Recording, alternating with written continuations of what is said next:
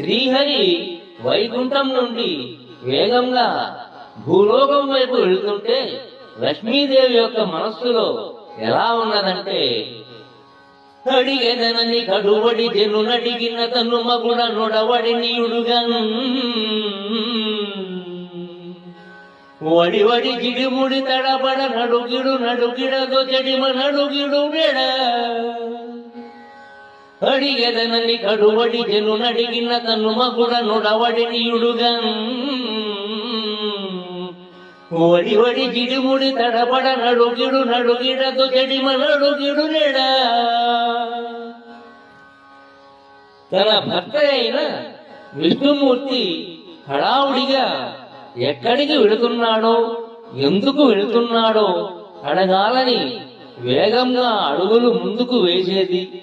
అడిగితే ఎక్కడ వెనక్కి వెళ్ళిపోమంటాడో అని నడక మానేది.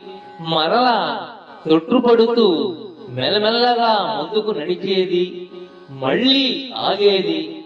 అడుగులు కదిలించలేక తడబడేది. ఇలా ఉన్నది లక్ష్మీదేవి యొక్క స్థితి. అప్పటి ఆందోళనకు తగ్గ అక్షరాల సోహలింపు ఈ సర్వలఘు గ్రంథములోని సొంపు. ఇందులో అన్నీ లఘువులే. సర్వలఘువుల సంతరింపు భావోద్వేగానికి ముక్తాయింపు. ఈ పద్యంలోని డకార పునరుక్తి చెవికి తగిలి భాష తెలియని వారికి కూడా ఏదో గడబిడ ఉన్నట్లు తెలియక మానదు.